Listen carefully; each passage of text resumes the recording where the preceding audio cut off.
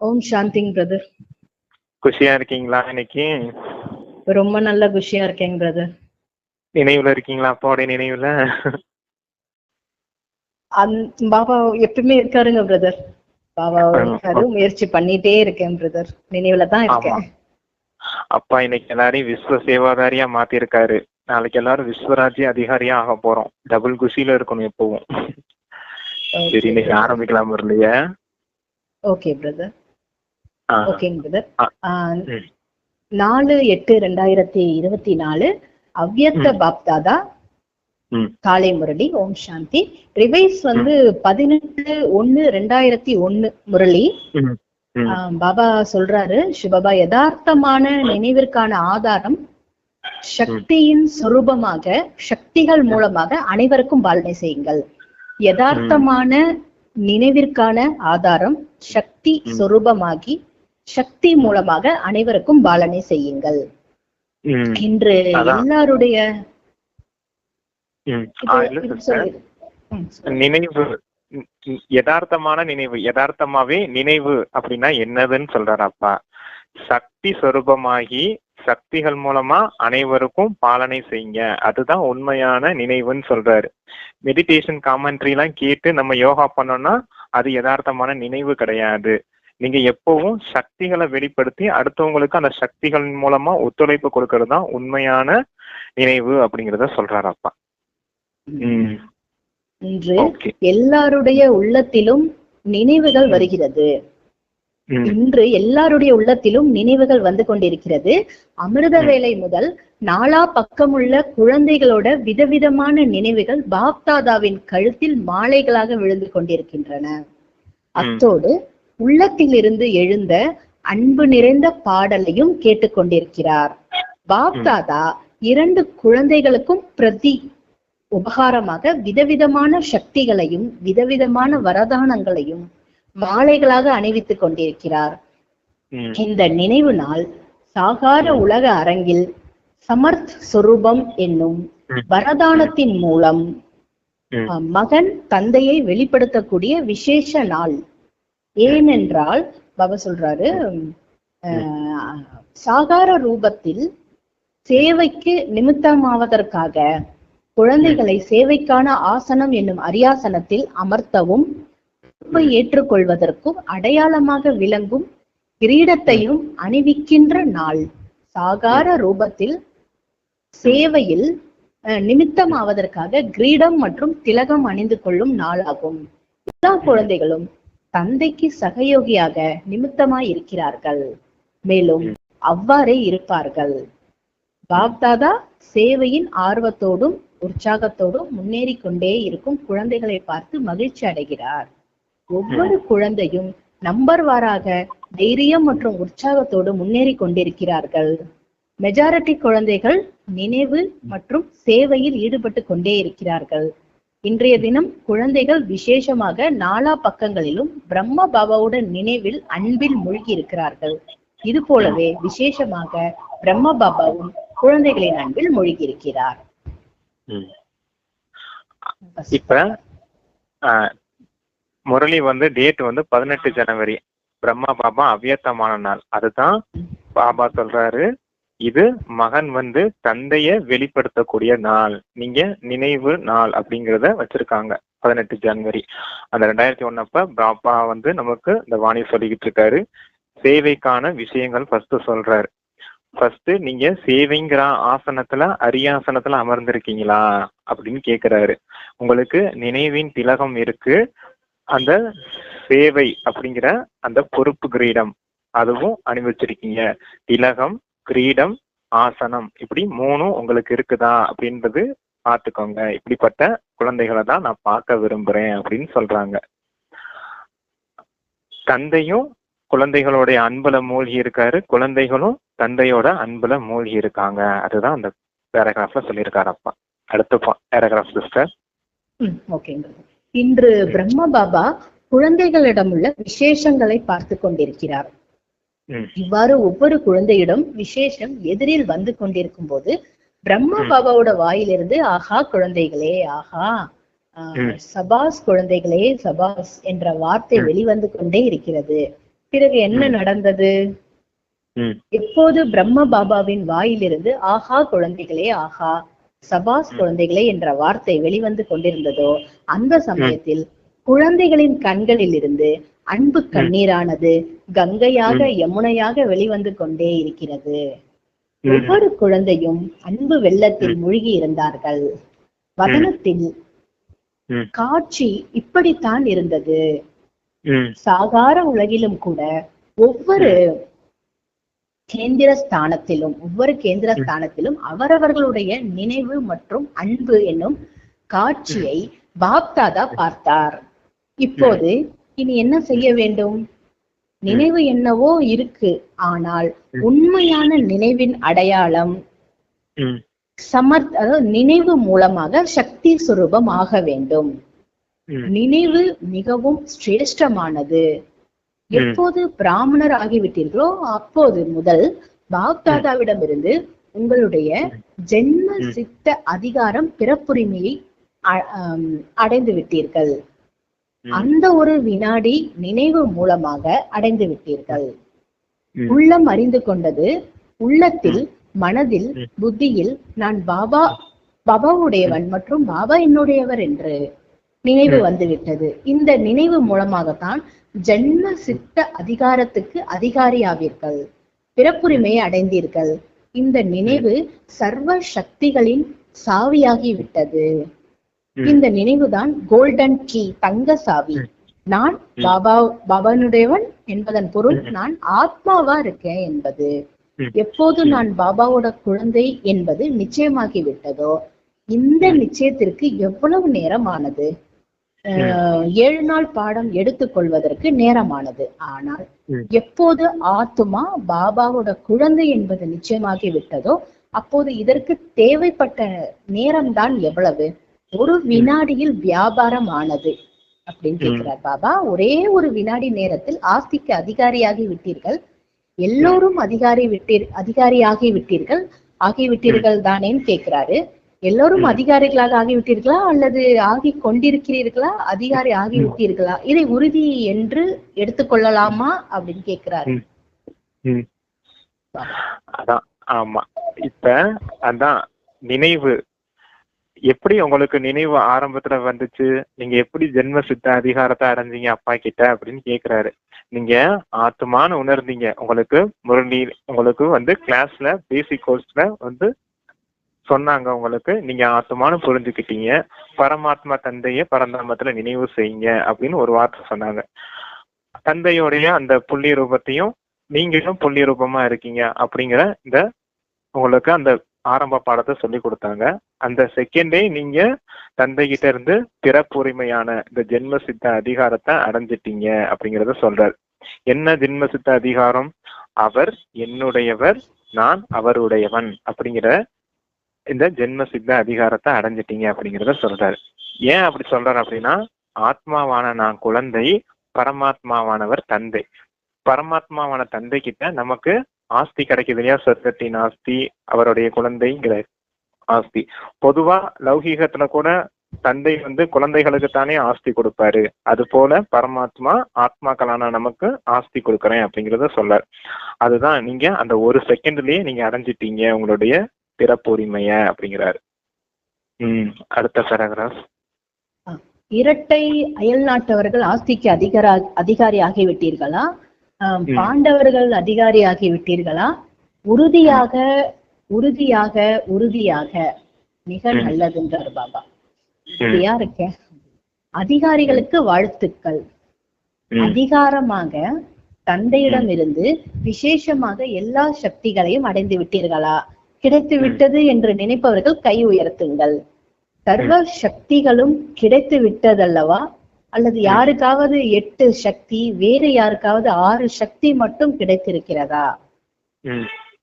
உங்களை சொல்லுங்க சிஸ்டர். நீங்க உங்களை நீங்கள் மாஸ்டர் சர்வ சக்திவான் என்று தானே கூறுகிறீர்கள். சக்திவான் என்று கூறுவதில்லை, சர்வ சக்திவான் என்று கூறுகிறீர்கள். இங்கே முன்னால் அமர்ந்திருப்பவர்கள் சர்வ சக்திவான்களா?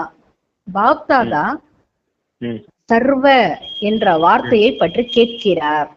எல்லாருமே சர்வ சக்திவான்களா அல்லது சக்திவான் யாராவது இருக்கிறார்களா, யாராவது இருக்கிறார்களா அப்படின்னு கேக்குறார் பாபா.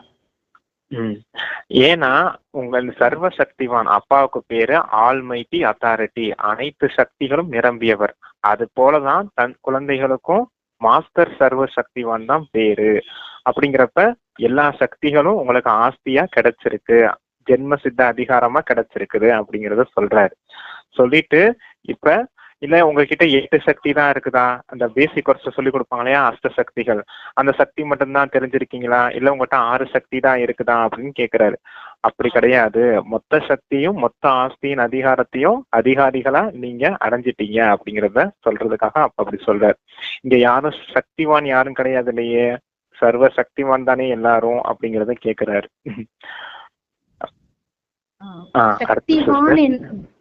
சக்திவான் கூறுவதில்லைன்னா அதுக்கு என்ன அர்த்தம்? வெறும் சக்தி இல்ல, சர்வ சக்திவான் சொல்லணும். சர்வ சக்தி. ஆமா ஆமா, சக்திவான்னா 6 சக்திகள் 8 சக்திகள் மட்டும்தான் என்கிட்ட இருக்குது, மற்ற சக்தி எல்லாம் என்கிட்ட இல்ல அப்படிங்கிற மாதிரி சிஸ்டர். சர்வ சக்திவான ஹோலா எல்லாமே அப்பா கிட்ட என்னென்ன சக்திகள் இருக்குதோ அது எல்லாமே என்னுடையதுன்னு அடைஞ்சதுக்கு பேர் தான் சர்வ சக்திவான்னு பேரு. புரியுதுங்களா? 1 2 தான் என்கிட்ட இருக்குதுன்னா அது வெறும் சக்திவான்னு அர்த்தம் இல்லையா. மொத்தமா டோட்டலா அப்பா கிட்ட இருக்கிறது எல்லாமே எனக்குள்ள வந்துருச்சு அப்படிங்கிறது தான் சர்வ சக்திவான் அப்படின்னு சொல்றது. சர்வ சக்திவான் என்று கூறுகிறீர்கள். இங்கே முன்னால் அமர்ந்திருப்பவர்கள் சர்வ சக்திவான்களா? பாப்தாதா எல்லாம், அதாவது சர்வ என்ற வார்த்தையை பற்றி கேட்கிறார். எல்லாருமே சர்வ சக்திவான்களா அல்லது சக்திவான் யாராவது இருக்கிறீர்களா என்று கேட்கிறார் பாபா. சர்வ சக்திவான் என்று சொன்னாலும் நான் அப்படி அல்ல, சக்திவானாக மட்டுமே இருக்கிறேன் என்று சொல்லக்கூடியவர்கள் யாராவது இருக்கிறீர்களா? இல்லை தானேன்னு கேட்டுட்டு யாருமே கை உயர்த்தவில்லை. எல்லாருமே மாஸ்டர் சர்வ சக்திவான்கள் தானே. நல்லது, சரி. இப்போது பாப்தாதா கேட்கிறாரு, ஹே மாஸ்டர் சர்வ சக்திவான்களே, ஒவ்வொரு தத்துவத்தையும் மாயாவையும், அதாவது ஒவ்வொரு தத்துவத்தையும் மாயாவையும் சுபாவ சமஸ்காரத்தையும் வாயு மண்டலத்தில் ஏற்படும் எல்லா பிரச்சனைகளையும் எதிர்கொள்ளும் சக்தியுடைய சர்வ சக்திவான்கள் தானே. அதான் உங்களுக்குள்ள இந்த சக்திகள்லாம் இருக்குதா அப்படின்றத பாருங்க, இதெல்லாம் எதிர்கொள்ளும் சக்தி உங்களுக்கு இருக்குதா அப்படின்னு கேக்குறாரு அப்பா. என்னென்ன சொல்றாரு? 5 தத்துவங்களும் எதிர்கொள்ளும் சக்தி இருக்குதா, மாயை 5 இது இருக்கு இல்லையா, 5 விகாரங்கள் இருக்கு இல்லையா, அதை எதிர்கொள்ளும் சக்தி இருக்குதா உங்களுக்கு, சுபாவ சமஸ்காரங்களை எதிர்கொள்ளும் சக்தி இருக்குதா உங்களுக்கு அப்படின்னு கேக்குறாரு அப்பா. வாயு மண்டலம், வாயு மண்டலத்திலயும் வாயு மண்டலத்தை மாற்றக்கூடிய சக்தி உங்களுக்கு இருக்குது இல்லையா. நம்ம அமைதியா இருந்து இந்த உலகத்துக்கு வைப்ரேஷன் கொடுக்கும்போது வாயு மண்டலமும் சரியாகுது இல்லையா. இப்படிப்பட்ட எதிர்கொள்ளும் சக்தி உங்களுக்கு இருக்குது தானே அப்படின்னு கேக்குறாங்க. எதிர்கொள்ளக்கூடிய சக்தி சர்வ சக்திவான்கள் தானே நீங்கள்னு கேட்கிறாரு. இந்த தத்துவம், மாயை, சமஸ்காரம், வாயுமண்டலம் மற்றும் சங்கதோஷம் என்ற இந்த 5 மீது தன்னுடைய சக்தியோட ஆதாரத்துல அடிமையாக்கி விட்டீர்களா இது அனைத்தையும் கேட்கிறாரு. இது 5 தலை நாகம். இந்த 5 தலை நாகத்தின் அதிகாரியாக அதன் மீது நடனம் யார் டான்ஸ் ஆடுகிறார்களா? யார் கேட்கிறார் பாபா. டான்ஸ் ஆடுகிறீர்களா அல்லது ஏதாவது ஒரு தலை வெளியே நீட்டி உங்கள் மீது டான்ஸ் ஆடுகிறதா? பாம்பு கூட மிக நன்றாக டான்ஸ் ஆடும் சொல்றாரு. ஆதலால் இப்படி ஏதாவது ஒரு தலை உங்களுக்கு டான்ஸ் ஆடி காட்டுவதற்காக வருவதில்லை தானே. ஒரு போதும் அதனுடைய நாட்டியத்தை பார்ப்பதற்கு உங்களுக்கு அதாவது அதனுடைய நாட்டியத்தை பார்ப்பதற்கு விரும்புவதில்லை. இந்த விளையாட்டை பார்த்து கொண்டே இருக்க போகிறீர்களா அல்லது 5 தலை நாகத்தை தன் கழுத்து மாலையாக்க கொள்ள போகிறீர்களா? பாம்பை படுக்கையாக்கி அதன் மீது நாட்டியமாடும் மேடையாக ஆக்கிவிட்டீர்களா? உங்களுடைய கடைசி நிலை, அதாவது உங்களுடைய கடைசி நிலையான மகாதேவ், தபஸ்வி தேவ், அசரீரி ஸ்திதி, தேவாத்மா, பரிஸ்த ஆத்மா என்ற இந்த ஞாபக அர்த்தம் தான் பாம்பை கழுத்தில் அணிந்திருக்கும் மாலையாக காட்டியிருக்கிறார்கள். எப்போது இந்த மாலை அணிந்து கொள்கிறீர்களோ அப்போது பாபாவோட மாலையில் நல்ல நம்பர் அருகாமையில் இருக்கும் மணியாக ஆவீர்கள். ஆமா, இந்த அஞ்சு தலை பாம்பு இருக்குது இல்லையா, அங்க காளிங்க நர்த்தனம் கிருஷ்ணர் மிதிச்சு ஆடினது மாதிரி டான்ஸ் பண்ணாரு பாத்தீங்களா, அதோடைய விளக்கத்தான் அப்ப சொல்லிக்கிட்டு இருக்காரு. அத நீங்க கழுத்து மாலையா ஆக்கிட்டீங்களா அப்படின்னு கேக்குறாரு. என்னென்னது அந்த பாம்பு, ஒவ்வொரு பாம்புக்கும் ஒவ்வொரு அந்த விஷயத்த சொல்றாரு பாருங்க. ஒரு பாம்பு வந்து அந்த 5 தத்துவங்கள், இன்னொன்னு மாயை, 5 வித விகாரங்கள், அந்த மாயை அது ஒரு பாம்பு. 3வது பாம்பு இந்த சமஸ்காரம். 4வது பாம்பு என்ன, சங்கதோஷம். 5வது பாம்பு என்ன, அந்த வாயு மண்டலம். இப்படி 5 தலை பாம்பும் உங்க மேல 5 தலை பாம்பும் உங்ககிட்ட டான்ஸ் ஆடி காட்டலையாதானே அப்படின்னு கேக்குறாரு. ஏன்னா ஏதாவது ஒரு சமயம் வந்து ஏதாவது ஒரு பாம்பு நம்ம கிட்ட வந்து அப்படி டான்ஸ் பண்ணி காமிக்குமா. எப்படின்னா திடீர்னு நம்ம ஒரு சம்ஸ்காரத்துக்கு வசமாயி கோவப்பட்டுருவோம், அகங்காரத்தை காட்டிடுவோம், பேராசை வந்துடும், இல்ல யார் மீதாவது பற்று வந்துடும். அது போல வாயு மண்டலத்துல சில சமயம் நம்ம சூழ்நிலைகளை காரணம் சொல்லுவோம். அந்த மாதிரி சொல்றாரப்பா. இந்த பஞ்ச தத்துவங்கள் இப்படி ஒன்னொன்னும் உன்னோட இன்டர்லிங்கா இருக்கு இல்லையா, இப்படி 5 தலை பாம்பும் எதுக்காவது ஒண்ணுக்கு வசம் ஆயிடுறீங்களா அப்படின்னு கேக்குறாரு. அதத்தான் எதுவும் வந்து உங்க முன்னாடி டான்ஸ் ஆடி காட்டினாதானே, நீங்க இந்த 5 தலை பாம்பு மேல டான்ஸ் பண்ணக்கூடியவங்க. அது டான்ஸை நீங்க ஒருபோதும் பார்க்க வேண்டியதில்லை. நீங்க அதுக்கு அது வந்து உங்களுடைய அடிமையா இருக்கணும். அதுதான் உங்களுடைய சொரூபமா அங்க சங்கரர் வந்து கழுத்து மாலையா போட்டிருக்காரு அப்படிங்கறத சொல்ற அந்த பாம்பை. இப்படிப்பட்ட குழந்தைகள் தான் எப்படி தந்தைக்கு நெருக்கமா இருப்பீங்க அப்படிங்கிறத சொல்றாரு. நெருக்கமான அந்த மணிகளா இருப்பீங்க அப்படிங்கிறத புரிய வைக்கிறார். Okay brother. அதாவது இந்த மாயையோட டான்ஸ வந்து நம்ம வந்து பார்க்க கூடாது அப்படி சொல்றாரு இல்லைங்கிறது. பார்க்க கூடாது. நம்ம வந்து அது மேல டான்ஸ் ஆடணும். அது வந்து வரக்கூடாது. அது ஆடுற டான்ஸ நம்ம பார்க்க கூடாது. ஓ சரிங்க பிரதர்.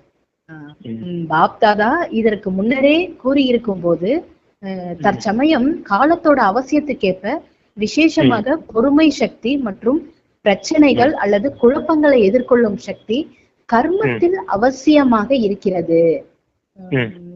பாபா வந்து பிராக்கெட்ல ஹிந்தில சொல்றார். சகன் சக்தி, சாம்னா சக்தி, சாம்னா ஹிந்தில வருதுங்க பிரதர். சாம்னா கர்மே கி சக்தின்னு வருது. எண்ணத்தில் பேச்சில் மட்டும் இருந்தால் போதாது, கர்மத்தில் செயலிலும் இருக்க வேண்டும். பாப்தாதா பார்த்ததில் குழந்தைகளிடம் சக்தி இருக்கிறது, சக்திகள் இல்லை என்று சொல்லவில்லை. ஆனால் பிறகு என்ன வித்தியாசம்? சமயம் வரும்போது காரியத்துல அந்த சமயத்துல எந்த சக்தி எந்த விதிப்படி உபயோகிக்க வேண்டும் என்பதில் வித்தியாசம் இருக்கிறது. நம்ம சொல்றாரு, ஸ்மிருதி நினைவு இருக்கிறது, ஆனால் அதை சக்திசாலி சொரூபத்தில் கொண்டு வருவதில்லை.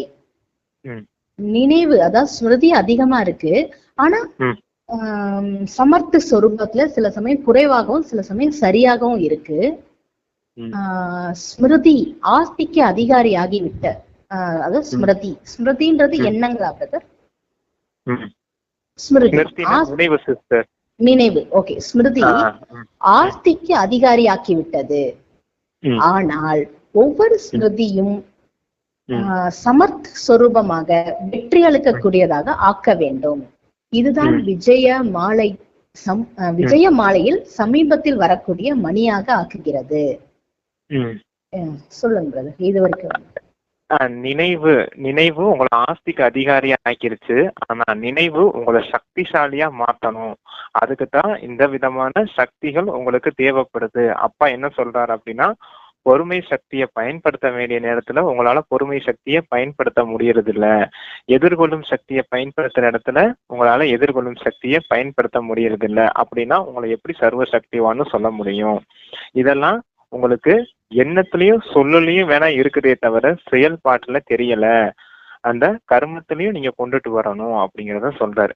பொறுமை சக்தியையும் எதிர்கொள்ளும் சக்திய காரியத்துல வாழ்க்கையில ஈடுபடுத்தணும். அதுதான் தந்தைக்கு நினைவுல நீங்க இருந்து சக்திகளை அடைஞ்சிருக்கீங்க அப்படிங்கிறதுக்கான பொருள். என்ன சொல்ல வரேன்னு புரியுதுங்களா சிஸ்டர்? வெறும் தந்தைய ஒளிப்புள்ளியா நினைக்கிறதுனால எந்த ஒரு பிரயோஜனமும் இல்லை. அதுல பாவ கர்மங்கள் அடியுது. இருந்தாலும் நீங்க வாழ்க்கை முறையில பயன்படுத்தணும். இந்த பொறுமை சக்தியை காட்டணும், எதிர்கொள்ளும் சக்தியை காட்டணும் அப்படின்னா அதுக்கான பாயிண்ட்ஸ் எல்லாம் அப்பா சொல்லியிருக்காரு. பொறுமையா இருந்தீங்கன்னா தான் தந்தை உங்க மூலமா வெளிப்படுவார்.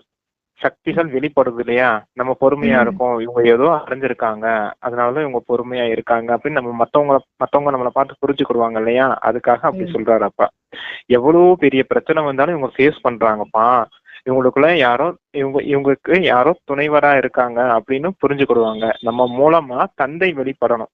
அதுக்காகத்தான் அப்பா நினைவுல இருந்து சக்தி வாங்குறீங்க, ஆனா அது காரியத்துல வர மாட்டேங்குது அப்படிங்கிறதுக்காக அப்பா அந்த விஷயத்த புரிய வச்சிட்டு இருக்காரு.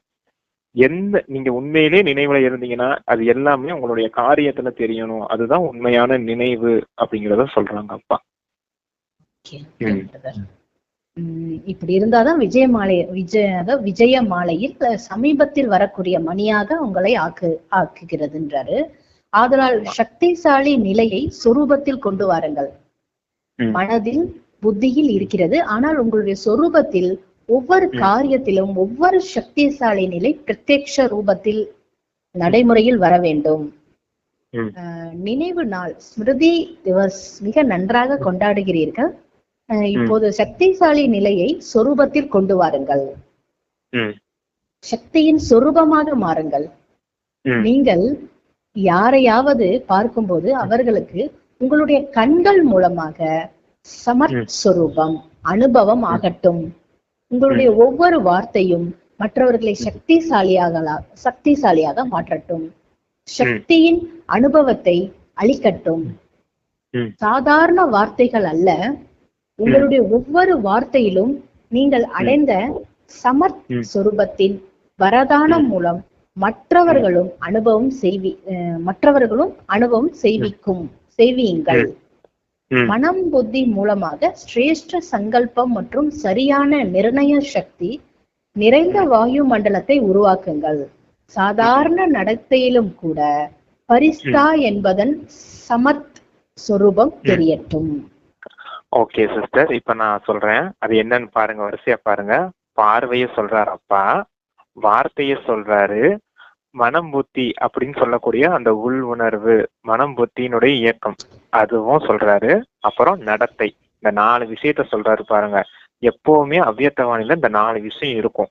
பார்வை, உள்ளுணர்வு, வார்த்தை, நடத்தை அப்படிங்கிற இந்த 4 விஷயம் இருக்கும்.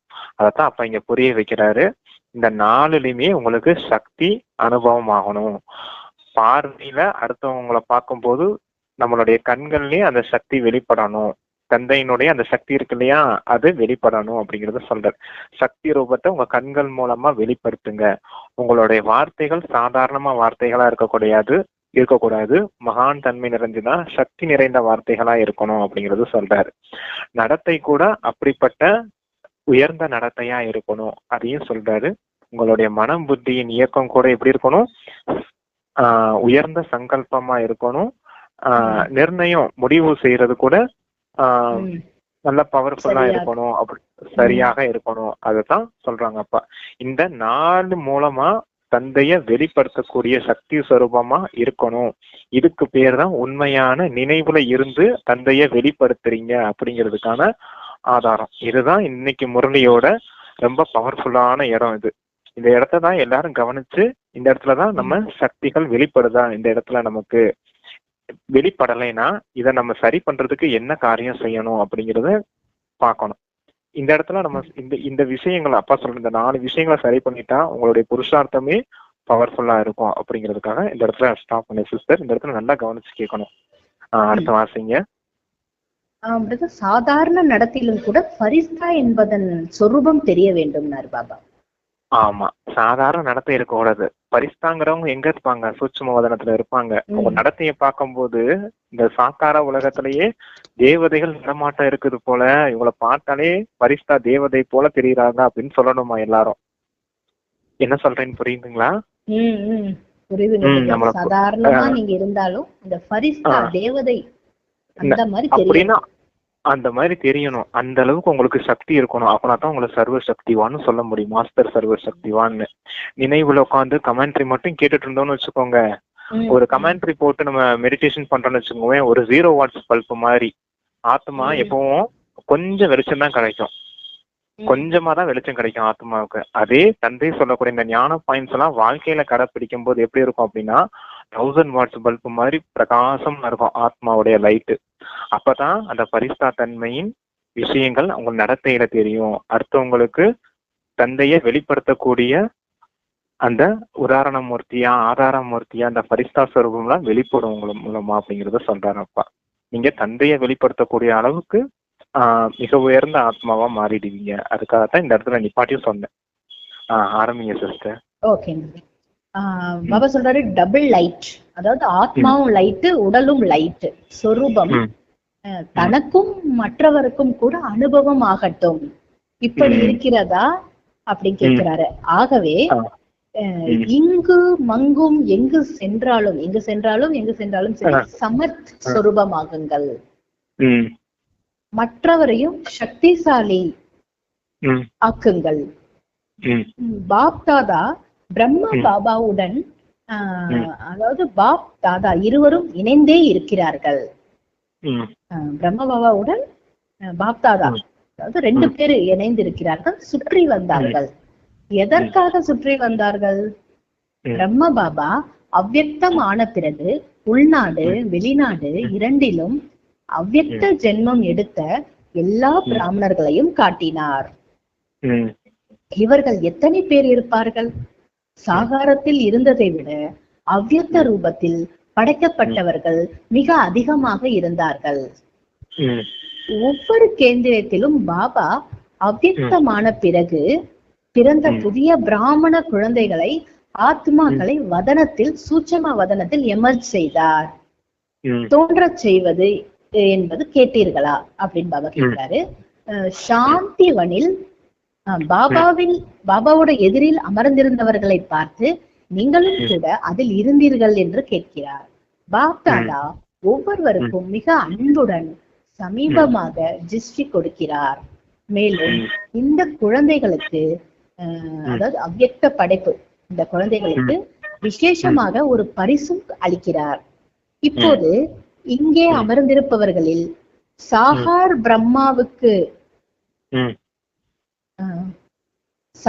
பிரம்மாவுக்கு பிறகு படைக்கப்பட்ட பிராமண ஆத்மாக்கள் இருந்தால் அவர்கள் மட்டும் கை உயர்த்துங்கள். மெஜாரிட்டியாக இருக்கின்றார்கள். சரி, கையை கீழே போடுங்கள். நன்று சொல்கிறார் பாபா. இப்போது சாகார ரூபத்தில் படைக்கப்பட்டவர்கள் கை உயர்த்துங்கள். மிக குறைவு. இன்றைய சபாவில் இருப்பவர்கள் மிக குறைவுதான். ஆதலால் பாப் தாதா ஒவ்வொரு குழந்தையும் எமர்ஜ் செய்கிறார். ஏனென்றால் எண்ணிக்கை அதிகமாக இருந்தது. இங்கு உட்கார கூட இடம் போதவில்லை. வதனத்தில் நீங்கள் எல்லோரும் வர முடியும். அங்கு எவ்வளவு பெரிய இடம் வேண்டுமோ அவ்வளவு இடம் இருக்கிறது. அதனால் பாபா சொல்றாரு, அதனால் தான் எல்லோரையும் வதனத்தில் எமர்ஜ் செய்தார். அதாவது அழைப்பிதழ் கொடுத்து அழைத்தார். எல்லோருக்கும் மிகுந்த மகிழ்ச்சியாக இருந்தது அப்படின்னு சொல்றாரு. ஆமா, அப்பா அவ்வியத்தமா ஆனதுக்கு அப்புறம் தான் குழந்தைகள் நிறைய ஜென்மம் எடுத்தாங்க. அதனால்தான் அவங்கள அவ்வியத்த படைப்புன்னு சொல்றாரு அப்பா. அதனால அவங்க கைய உயர்த்துங்கன்னு சொன்னாரு. அவங்கதான் நிறைய பேர் இருந்தாங்க. அப்புறம் சாக்கார பாலனை பிரம்மா பாபா உயிரோடு இருக்கும் போது, இங்க சாக்காரத்துல இருக்கும் போது இருந்தவங்க எல்லாம் கை உயர்த்துங்கன்னு கேட்டாங்க. அவங்க குறைவா இருக்காங்க. அப்ப இங்க நிறைய பேர் தான் அவ்வியத்த பாலனை அடைஞ்சவங்களா இருக்கீங்க. அதனால அப்பா இங்க எமர்ஜ் பண்ணாம அவ்வியத்த வதன்ல உங்க எல்லாரையும் எமர்ஜ் பண்றேன். ஏன்னா இங்க இடம் கொஞ்சமா இருக்கு இல்லையா, அங்க சாந்தி ஒன்ல இடம் கம்மியா இருக்குது இல்லையா சிஸ்டர். அதனால அவ்வியத்த வதனத்துல பெரிய இடமா இருக்குது. அங்க யாருன்னு எவ்வளவு பேர் வேணாலும் உட்காரலாம். அவ்வளவு பெரிய இடம் இருக்குது அவ்வியத்த வதன்ல. அதனால அப்பா அங்க எமர்ஜ் பண்ணி உங்களை இந்த இதை செஞ்சிட்டு இருக்காரு. அப்பா இத விஷயத்த பேசிட்டு இருக்காரு.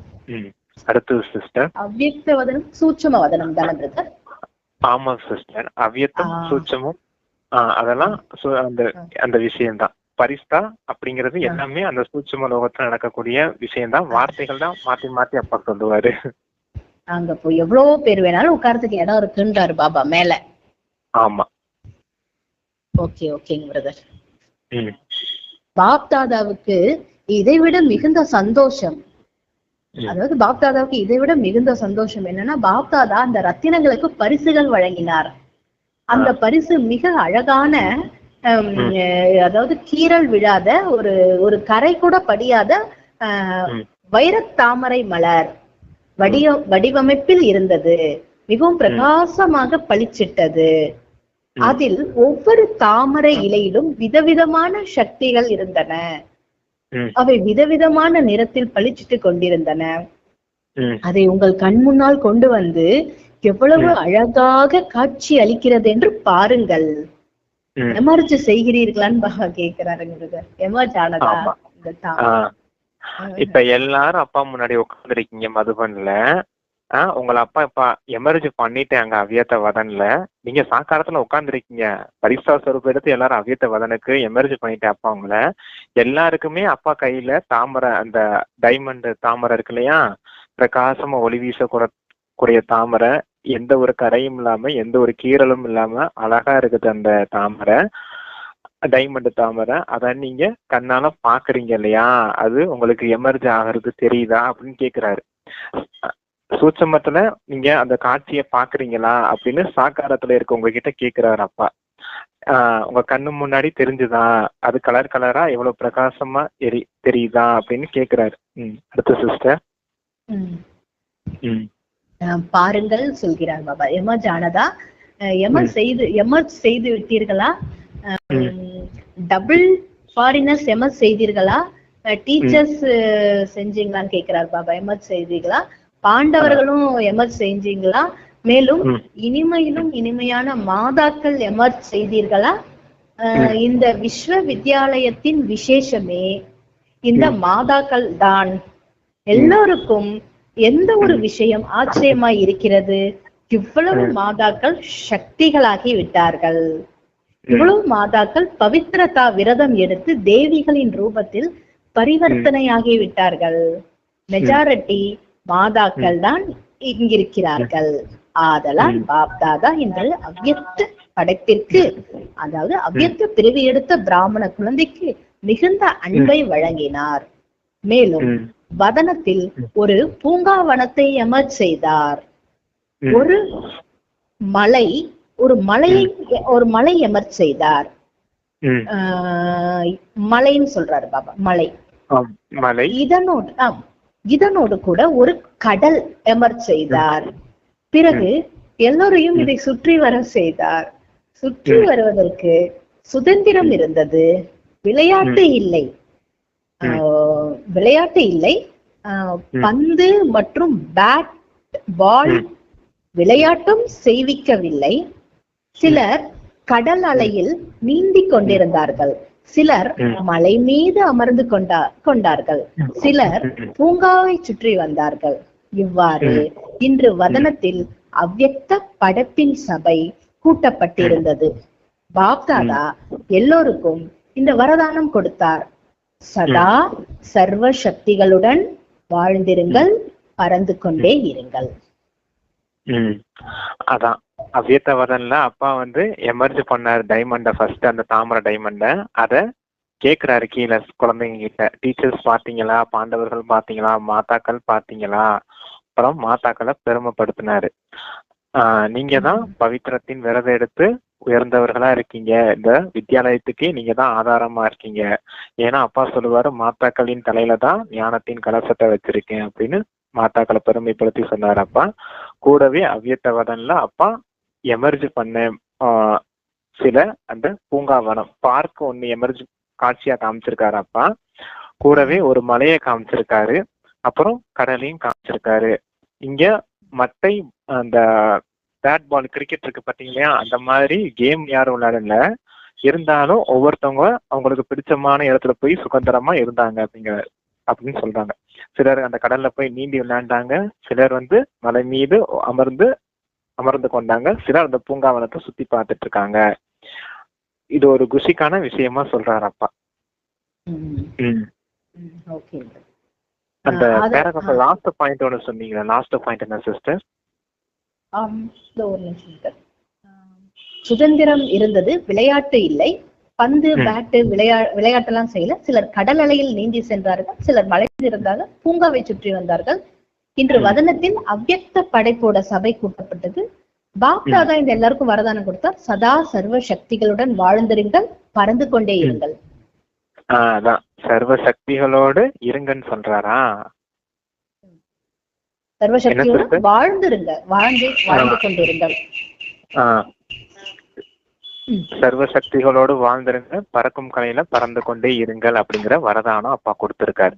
அதான் அந்த பாயிண்ட் என்னன்னு கேட்டேன். ஓகே, சூப்பரா. அந்த வரதானம் தான் அன்னைக்கு அந்த வதனத்துல எமர்ஜ் பண்ண குழந்தைங்களுக்கு எல்லாம் கொடுத்திருக்காரு. ஓகே, அடுத்த நல்லா இருக்குங்க பிரதர் இந்த வரதானம். சர்வ சக்திகளுடன் வாழ்ந்து கொண்டே இருங்கள், பறந்து கொண்டே இருங்கள் பாபா. ஓகே, அடுத்துங்கிறது ஆதலால் இன்றைய நினைவு நாளில் விசேஷ மகா மந்திரம் அதாவது ஸ்மிருதி நினைவு சொரூபமாகி சக்திசாலி சொரூபமாக மாறுங்கள். பொக்கிஷத்தை மறைத்து வைக்காதீர்கள். ஒவ்வொரு கர்மத்தின் மூலமாக வெளியில் கொண்டு வாருங்கள். எந்த ஒரு ஆத்மாவாக இருந்தாலும் திருஷ்டி வேண்டும் என்றால், ஆசீர்வாத வார்த்தைகள் வேண்டுமென்றால், கர்மத்தில் உதவி வேண்டுமானால், உடனிருப்பவர்கள் தொடர்பில் இருப்பவர்கள் அனைவருக்கும் அவர்கள் சக்தி சொரூபமாவதற்கு சகயோகம் கொடுங்கள், உதவி செய்யுங்கள். அதான் இங்கேயும் பாருங்க அப்பா, யாருக்கிட்டதும் பார்வைதான் சொல்றாரு. பார்வை மூலமா சக்தியை வெளிப்படுத்துங்க. உள்ளுணர்வு, வார்த்தை, நடத்தை, இதன் மூலமா அந்த சக்திகள் வெளிப்படணும் அப்படிங்கறத சொல்றாரு. லாஸ்ட் என்ன சிஸ்டர் சொன்னீங்க? யாருக்காவது ஏதாவது சக்தி தேவைப்பட்டதுன்னா ஆசீர்வாதம் நம்ம கொடுக்கணும்.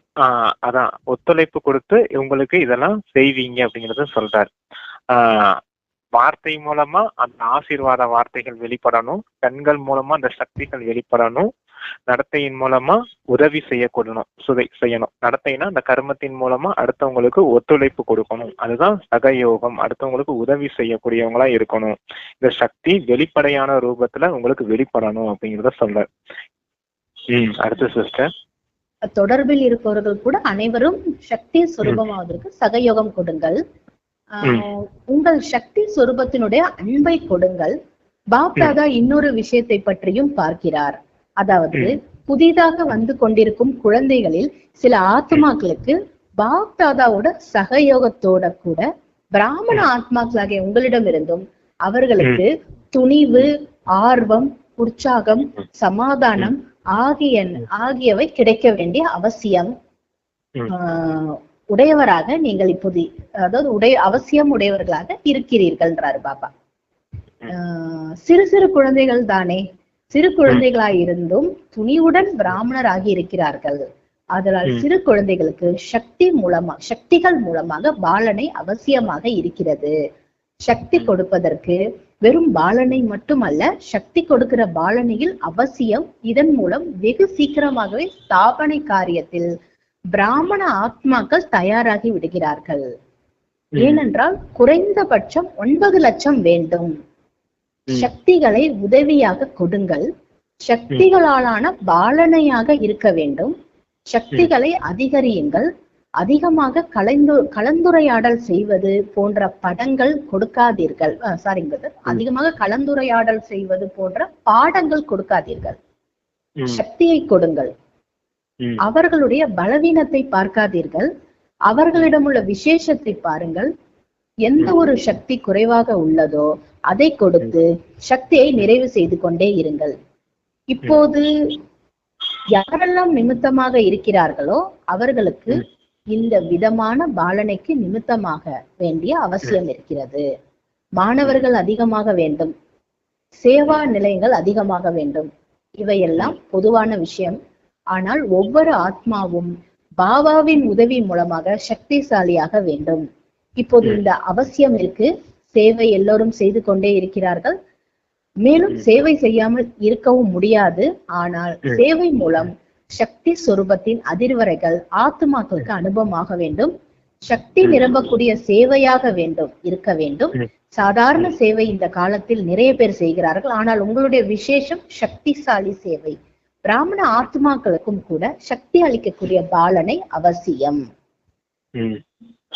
அதான் உங்களுக்கு அப்பா இந்த சக்திகளை இந்த பார்வை, உள்ளுணர்வு, வார்த்தை, நடத்தையின் மூலமா செய்ய சொல்லியிருக்கேன். அதன் மூலமா மற்ற பிராமண ஆத்மாக்களுக்கும் இந்த சக்திய வெளிப்படுத்தக்கூடிய சேவையை செய்யுங்க அப்படிங்கிறாரு. சக்தியினால பாலனை செய்யுங்க. நம்ம பொறுமையா இருந்து எதிர்கொள்ளும் சக்தியை பயன்படுத்தும் போது நம்மளை பார்க்குற சின்ன சின்ன குழந்தைங்க இப்ப புதுசா சரண்டர் ஆயிருப்பாங்க இல்லையா, அங்க சரண்டர் ஆயிருக்காங்க இல்லையா, அவங்களுக்கு சொல்றாரப்பா, உங்களை பார்த்துதான் நீங்க எந்த மாதிரி நடந்துக்கிறீங்களோ அதை பார்த்துதான் சின்ன சின்ன குழந்தைகளும் அது போல செய்வாங்க. அவங்களையும் நீங்க இந்த சக்திகளின் மூலமா பாலனை செய்யுங்க அப்படிங்கறத சொல்றாரு. அடுத்த சிஸ்டர். அடுத்த பிறகு என்னன்னு புரிஞ்சது உங்களுக்கு? புரிஞ்சுதுங்க பிரதர். பிராமணர்களுக்கும் கொடுக்க சொல்றாரு. பிராமண ஆத்மாக்களுக்கும் கூட சக்தி அளிக்கக்கூடிய பாலனை அவசியம். எதன் மூலமா? பார்வை, உள்ளுணர்வு, வார்த்தை, நடத்தையின் மூலமா. இதன் மூலமா நீங்க சக்திகளை வெளிப்படுத்தணும். பொறுமையா இருக்கணும், ஒத்துழைப்பு கொடுக்கணும், அந்த இதெல்லாம் இருக்குது இல்லையா, அந்த மாதிரி சக்திகள்லாம் அவங்களுக்கு நீங்க வெளிப்படுத்தி அவங்களையும் அது போல வெளிப்படுத்துறதுக்கு நிமித்தமாக்குங்க அப்படிங்கறத சொல்றாரு. நமக்குள்ளே அந்த கண்கள் மூலியமா தெரியணும், கொடுக்கணும் அவங்களுக்கு. அப்ப நமக்குள்ள கண்கள் மூலமா தெரியணும், வார்த்தை மூலமா இனிமையா பேசுறது மூலமா இவங்களை போல நாமளும் இந்த சக்திகளை அடையணும் அப்படின்னு அவங்க புரிஞ்சுக்கிடணும். அதுதான் உண்மையான நினைவினுடைய ரூபம் அப்படிங்கிறாரு. புரிஞ்சதுங்களா உங்களுக்கு? இதுதான் உண்மையான நினைவு. இதுதான் உண்மையான நினைவு. சூப்பர் சூப்பர் பிரதர், நல்லா சொல்றாரு பாபா, அழகா. பாப்தாதாவின் எதிரில் தேசம் விதேசத்தின் உலகம் முழுவதில் இருக்கும் குழந்தைகள் வெகு தூரமாக இருந்தாலும் கூட எதிரில் இருக்கிறார்கள்.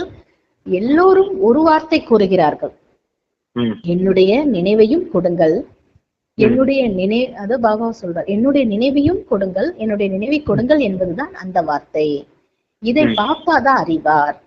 எல்லாருடைய நினைவும் பாப்தாதாவிடம் வந்து சேர்ந்து விடுகிறது. கடிதம் மூலம் அனுப்பினாலும், வாய் மூலமா சொல்லி அனுப்பினாலும், கார்டு அனுப்பினாலும், இமெயில் மூலம் அனுப்பியிருந்தாலும் வந்து சேர்ந்து விட்டது. அறிவியல் சாதனங்கள் அதிகமாகி விட்டன. பாப்தாதாவிடம் சாதனங்கள் மூலமாகவும் நினைவு வந்து சேர்கிறது. உள்ளத்தில் எழும் உணர்வலைகளின் மூலமாகவும் நினைவு வந்து சேர்ந்து விடுகிறது. எல்லாவற்றையும் விட வெகு சீக்கிரமாக வந்து சேர்வது உள்ளத்தில் இருந்து அனுப்புகிற அன்பு நினைவு. ஆதலால் இன்றைய தினம் உள்ளத்தால் மற்ற பிற சாதனங்களால் அன்பு நினைவுகள் அனுப்பியிருக்கிற அனைவருக்கும் பாப்தாதா அன்பு நினைவுகளை அளிக்கின்றார். குழந்தைகள் ஒரு முறை நினைவு செய்தார்கள், தந்தை பல மடங்கு இதற்கு பதிலா அன்பு நினைவுகள் அளிக்கின்றார். குழந்தைங்க சாதனங்கள் மூலமா, கார்டு மூலமா, இமெயில் மூலமா, போன் மூலமா எல்லாரும் வாழ்த்துக்கள் சொன்னீங்க. அதுக்கு அப்பா ரிட்டர்ன் செய்யறேன். அப்பாவும் எல்லாருக்கும் அந்த அன்பு நினைவுகளையும் வாழ்த்துக்களையும் சொல்றேன். நீங்க அப்பாவுக்கு ஒரு முறை சொன்னீங்க, அப்பா உங்களுக்கு பல கோடி மடங்கு சொல்றேன் அப்படிங்கறத சொல்றாரு அப்பா. பல கோடி மடங்கு நினைவு ஒரு முறைதான் நம்ம சொல்றோம். ஆமா ஆமா, தந்தை பல மடங்கு இதற்கு பதிலா அன்பு நினைவுகள் அளிக்கிறாருன்னா பாபா நினைச்சிட்டேதான் இருக்காரு குழந்தைங்களை. நம்ம தான் வந்து ஒரு தடவை நினைக்கிறோம். நாலா பக்கங்களில் உள்ள உள்ளத்தில் ஒன்று இருக்கின்ற சக்தி நிறைந்த ஆத்மாக்களுக்கும் சதா அவசியமாகும். அந்த சமயத்தில் ஒவ்வொரு சக்தியை சொரூபத்தின் மூலமாக பிரத்யேஷம் நடைமுறையில் கொண்டு வரும் செய்யக்கூடிய சிரேஷ்ட ஆத்மாக்களுக்கும் சதா சக்தி மூலமாக ஆத்மாக்களை பாலனை செய்வதற்கு நிமித்தமாக இருக்கக்கூடிய தந்தையின் சகயோகி ஆத்மாக்களுக்கும் சதா ஒவ்வொருவரிடம் துணிவு, ஆர்வம், உற்சாகம் அளிக்கக்கூடிய பறக்கும் கலையில் உள்ள ஆத்மாக்களுக்கும் சதா பிரச்சனைகளை சமாதானமாக பரிவர்த்தனை செய்யக்கூடிய விஸ்வ பரிவர்த்தனை செய்யும் ஆத்மாக்களுக்கும் நினைவு சொரூபத்தின் மூலம் சக்தி, ஸ்மிருதி சொரூபம், சமத் சொரூபம்னு பாபா பிராக்கெட்ல போட்டிருக்காரு. நினைவு சொரூபத்தின் மூலம் சக்தி ஆத்மாக்களுக்கும் பாப்தாதாவின் கொடான கோடி மடங்கு நினைவுகள் மற்றும் நமஸ்காரம் சொல்றாருன்றது. அது என்னன்னா சிஸ்டர், ஸ்மிருதி சே சமர்த் அப்படின்னு சொல்லுவாரு. அப்படின்னா நினைவு எப்படி இருக்குதோ அது போல உங்களுடைய சக்தி இருக்கும் அப்படின்னு சொல்லுவாங்க. நினைவு நம்ம அப்பா கிட்ட எந்த அளவுக்கு பவர்ஃபுல்லா இருக்குதோ அது போல உங்களுடைய அந்த பார்வை மூலமா, உள்ளுணர்வு மூலமா, வார்த்தை நடத்தையின் மூலமா சக்திகள் அந்த அளவுக்கு வெளிப்படணும். அப்படின்னாதான் அதுக்குத்தான் அந்த வார்த்தையை சொல்றாரு அப்பா. ஸ்மிருதி சே சமர்த் அப்படின்னா நினைவு எப்படி இருக்குதோ அது போல உங்களுடைய சக்தி வெளிப்படணும் அப்படிங்கறத புரிய வைக்கிறாங்க.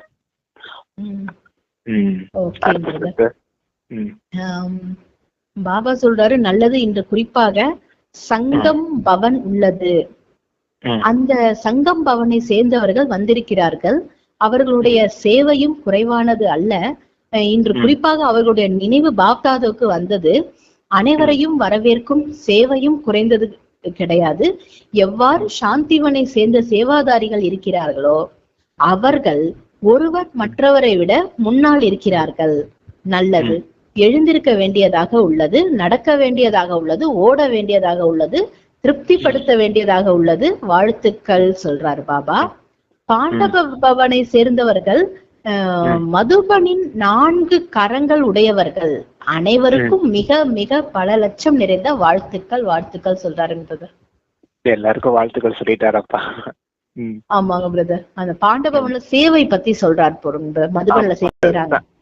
அந்த சங்கம் பவன்றது அந்த வரவேற்பு செய்யக்கூடிய இடமா இருக்குது போல. அங்க வரவேற்பு அந்த அந்த ரிசப்ஷன் சொல்லுவாங்கல்ல, அது போல ஒரு சென்டர் இருக்கு போல சங்கம் பவன்.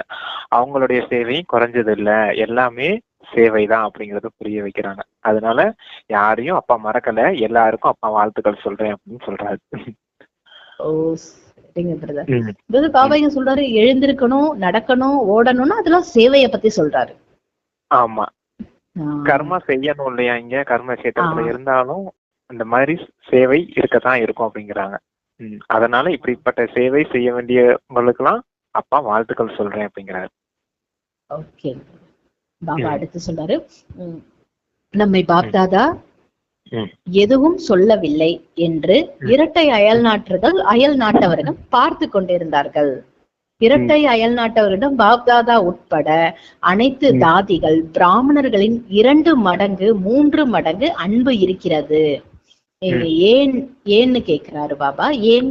பாப்தாதா சதா விசேஷ தன்மையை கூறுகிறார்.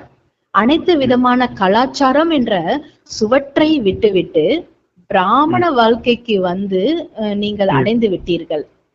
பிராமண கலாச்சாரத்தை சேர்ந்தவர்களாகி விட்டீர்கள். மேலும் அவர்களுக்கு இது வேற தேசமாக கூட தோன்றவில்லை, தன்னுடைய பாரதமாக இருக்கிறது மற்றும் இருக்கும்.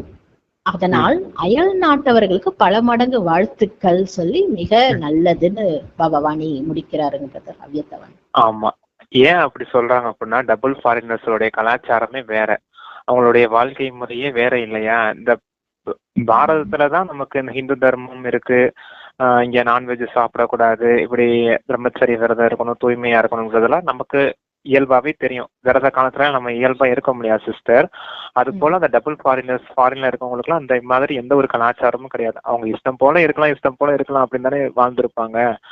அப்படிப்பட்டவங்களுக்கு இந்த கலாச்சாரம் ரொம்ப பிடிச்சிருக்குது. இப்படிப்பட்ட அந்த குழந்தைகளுக்கு அப்பா மீது எவ்வளவு அன்பு இருக்குது, அதனால விசேஷமா அவங்களுக்கும் வாழ்த்துக்கள் சொல்றாரு அப்பா. அப்ப அவங்க அந்த பிராமண கலாச்சாரத்தை ஏத்துக்கிட்டாங்க. அது ஏதோ அந்நிய கலாச்சாரம் போலயே அவங்களுக்கு அனுபவம் ஆகல. அவங்களும் இந்த பாரதவாசிகள் போலவே இந்த பிராமண கலாச்சாரத்தை கடைபிடிக்க ஆரம்பிச்சுட்டாங்க அப்படிங்கறது சொல்றாரு அப்பா. பாபா வரதானம் சொல்றாரு, தேக உணர்வில் இருந்து விலகி பரமாத்மா அன்பை அனுபவம் செய்யும் கமல தாமரை மலர் ஆசனதாரி ஆகுங்கள். தேக உணர்விலிருந்து விலகி பரமாத்மா அன்பை அனுபவம் செய்யும் கமல தாமரை மலர் ஆசனதாரி ஆகுங்கள். இதுக்கு விளக்கம் தாமரையின் ஆசனம் பிராமண ஆத்மாக்களுக்கு மிகவும் சிரேஷ்டமான ஸ்திதியின் அடையாளமாகும். தாமரை மலரின் ஆசனத்தில் இருக்கும் ஆத்மாக்கள் தேகத்தின் உணர்விலிருந்து விலகி இருப்பார்கள். அவர்களுக்கு சரீரத்தின் உணர்வு தன் பக்கம் கவர்ந்தெடுக்க முடியாது. எப்படி பிரம்மா பாபா நடக்கும் போதும் சுற்றும் போதும் பரிஸ்தா ரூபத்தில் அல்லது தேவதா ரூபத்தில் எப்போதுமே நினைவில் இருந்தார், அதே போல இயற்கையாக ஆத்ம அபிமானி நிலையில் எப்போதும் இருக்க வேண்டும். இதற்குத்தான் தேக உணர்விலிருந்து விடுபட்டவர் என கூறப்படுகிறது.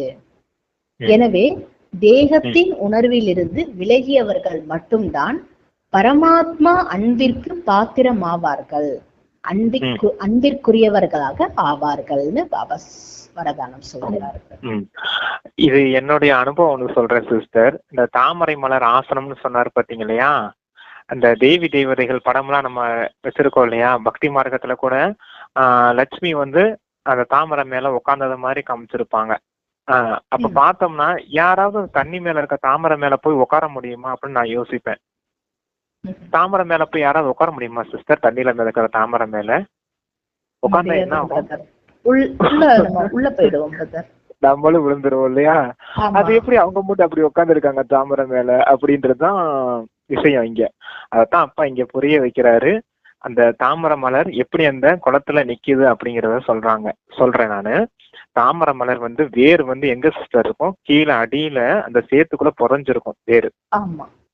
மேல அந்த கொடி வளர்ந்துருக்கும், அந்த தண்ணிக்கு மேல தாமரை வளர்ந்து நிக்கும், பூ பூத்து இருக்கும். இந்த கீழே புதைஞ்சிருக்கு பாத்தீங்களா, சேரு சகதிக்குள்ள புதைஞ்சிருக்கு பாத்தீங்க இல்லையா, அதுதான் தேக உணர்வு, தேகத்தின் அபிமானம். இந்த தேகத்துல இருந்து விடுபட்டு அந்த தாமரை எப்படி உயர்ந்த நிலையில ஆத்மாங்கிற நிலையில உயர்ந்து வெளிவந்து அழகா பூத்து இருக்குது பாத்தீங்களா, அது போல உங்களுடைய ஸ்திதி இருக்கணும். இந்த தேகத்துல இருந்தாலும் நான் ஆத்மா அப்படிங்கிற அந்த ஆத்மா அபிமானி நிலையில நீங்க இருக்கும் போது உங்களுடைய நிலை, உங்களுடைய ஸ்திதி உயர்ந்ததா இருக்கும் அப்படிங்கிறதுக்காகத்தான் அந்த தாமரை மலரின் உதாரணம் சொல்றாரு அப்பா. அந்த தாமரை மலர் மேல அமர்ந்திருக்கக்கூடிய அந்த ஆசனதாரி ஆகுங்க, தாமரை மலரின் ஆசனதாரி ஆகுங்க அப்படிங்கறத சொல்ற. ஆசனதாரின்னா உட்கார்றது இல்லை, அப்படிப்பட்ட மனநிலை உங்களுக்கு இருக்கணும். மனநிலை தானே ஆசனம்னு சொல்லுவாரு அப்பா. அததான் அந்த மாதிரி மனநிலையில இருக்கக்கூடியவங்களா இருங்க. பிரம்மா பாபா கூட எப்படி இருந்தாரு? நான் பரிஸ்தா ஆக போறேன், நாளைக்கு நான் நாராயணன் ஆக போறேன் அப்படிங்கிற அந்த பரிஸ்தா ஸ்வரூபத்தின் நினைவுலையும் இந்த தேவதா ஸ்வரூபத்தின் நினைவுலையும் இருந்தாரு. அந்த பரிஸ்தா ஸ்வரூபம், அந்த தேவதா ஸ்வரூபம், ஆத்ம ரூபம் எல்லாமே இந்த ஆத்மா அபிமானி பயிற்சியில வரும். அந்த 5 ஸ்வரூப பயிற்சி இருக்குது சிஸ்டர், அதுதான் ஆத்மா அபிமானி பயிற்சி. அப்படிப்பட்ட நிலையில நீங்க உயர்ந்தவங்களா இருக்கணும். இப்படிப்பட்ட குழந்தைகளை தான் பரமாத்மாவுக்கு அன்பிற்கு பாத்திரமானவர்களா இருப்பாங்க, அன்பிற்குரியவர்களா இருப்பாங்க அப்படிங்கறத சொல்றாரு வரதானத்துல. புரிஞ்சுதா உங்களுக்கு? சொல்றாரு. அதாவது தேகத்தின் தேக உணர்வுல இருந்து விலகி இருப்பவர்கள் தான் பரமாத்மா அன்புக்கு பாத்திரமானவர்கள். அப்போ தேக உணர்வுங்கிறது அந்த சேரு, அந்த சேத்துல இருந்து வெளிப்பட்ட அந்த தாமரை மலர் போல வெளியே குளத்துக்கு மேலதானே நிக்கும், பட்டும் படாம தண்ணிலையும் படாம அந்த சேர்லயும் படாம விலகி அது அழகா பூத்திருக்கும் இல்லையா. கோயில்ல கூட முதல் தரமான பூன்னு எதை சொல்லுவாங்க? பூஜைக்கு உகந்த பூன்னு தாமரை பூ. அதனால்தான் அப்பா அப்படி சொல்றாரு, அப்படிப்பட்ட தாமரை பூ போல இருங்க, அவங்களுடைய ஆத்ம நிலை அப்படி இருக்கணும், உயர்ந்ததா அப்படிங்கிறாரு. இந்த தேக உணர்வு இல்லாம இருந்தாலே பரமாத்மாவோட அன்பு தான் நமக்கு சதா உணர முடியும். ஆமா, அந்த அன்புக்கு பாத்திரமானவங்களா இருக்க முடியும், அன்பிற்குரியவர்களா இருக்க முடியும். பரமாத்மா அவங்களதான் ரொம்ப நேசிப்பாரு அப்படிங்கறத சொல்றாங்க. பாபா ஸ்லோகன் சொல்றாரு, உங்களுடைய விசேஷ தன்மைகள் அல்லது குணங்கள் பிரபுவின் பிரசாதம், அவற்றை என்னுடையது என ஏற்றுக்கொள்வது தேக அபிமானம். இதுதான் என்ன நம்மளுடைய குணங்கள், விசேஷ தன்மைகள், இது என்னுடையதுன்னு நினைக்க கூடாது. எனக்குள்ள நல்ல குணங்கள் வந்துருச்சு, நான் நல்ல ஞானம் சொல்றேன், நான் பெரிய ஞானவான், நான் புத்திவான், இப்படிலாம் நினைக்கும் போது என்ன வரும் அப்படின்னா, எனக்கு எல்லாரும் மரியாதை கொடுக்கணும், ஏன்னா நான் ஞானவானா இருக்கேன், நான் புத்திவானா இருக்கேன், என் புத்தி நல்லா பிளான் பண்ணுது, எனக்கு எவ்வளவு திறமை இருக்கு தெரியுமா, நீ என்னை மதிக்காம நடக்கிற, எனக்கு எல்லாரும் மதிப்பு கொடுத்துதான் நடக்கணும், இப்படிங்கிறதுதான் அபிமானம். அகங்காரம் வந்துரும் அப்படின்னு சொல்றாங்க.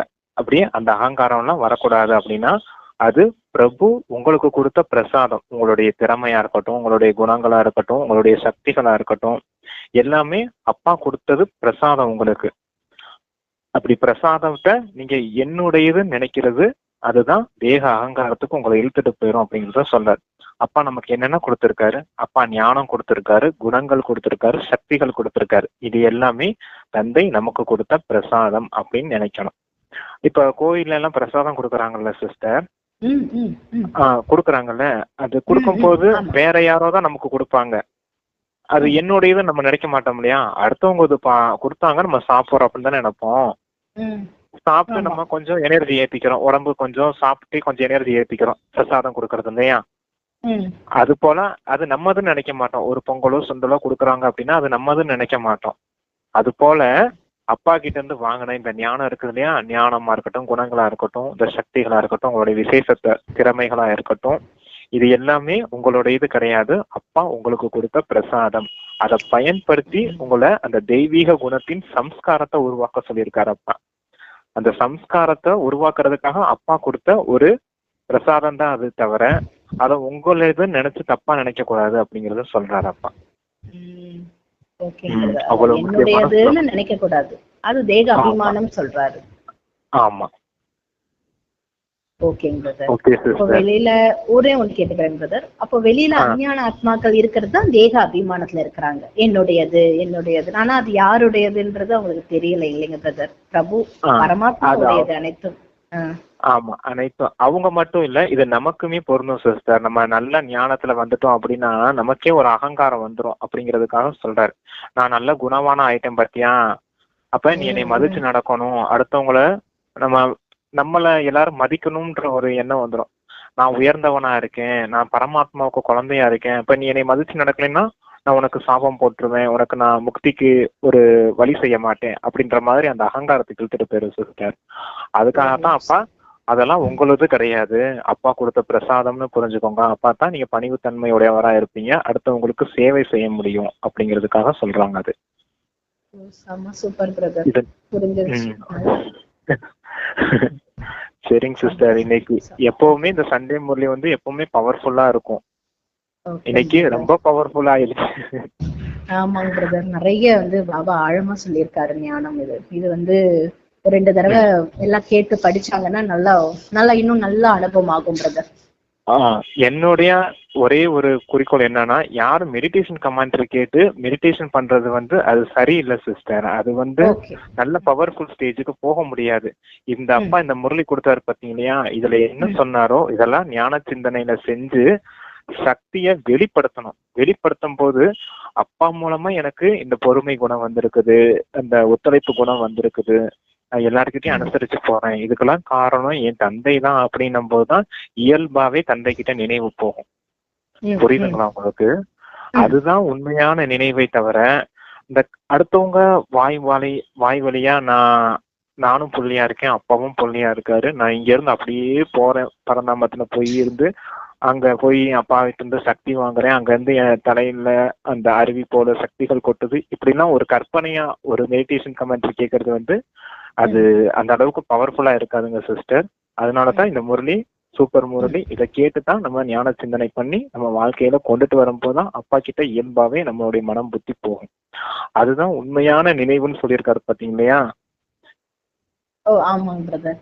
அதாவது உண்மையான நினைவு அப்படின்றது எப்படி பிரதர் சொல்றீங்க? உண்மையான நினைவு வந்து நினைவு வந்து பார்வை மூலமா, உள்ளுணர்வு மூலமா, வார்த்தை மூலமா, நடத்தை மூலமா உங்களுடைய சக்திகள் வெளிப்படுத்துறது தான் தந்தைக்கு அந்த நினைவுக்கு ஒரு பரிசு கொடுத்தது மாதிரி. அதுதான் நீங்க உண்மையிலேயே அப்பா கிட்ட இருந்து நினைவுல இருந்து சக்திகளை அடைஞ்சிருக்கீங்க அப்படிங்கிற ஒரு நிரூபணம் மாதிரி. இதுதான் நிரந்தரமா இருக்கும். மெடிடேஷன் கமெண்ட்ரி நிரந்தரமா இருக்காது. ஆனா இது உங்களுக்கு 21 பிறவிக்கு ஆஸ்தி எடுக்கக்கூடியது. இதுதான் யதார்த்தமான ஒரு நினைவு அப்படின்னு சொல்லலாம். ஓகேங்க brother. Okay, thank you sister. Thank you brother. Thank you Shiva. Thank you Baba. Om Shanti brother. நன்றி பாபா.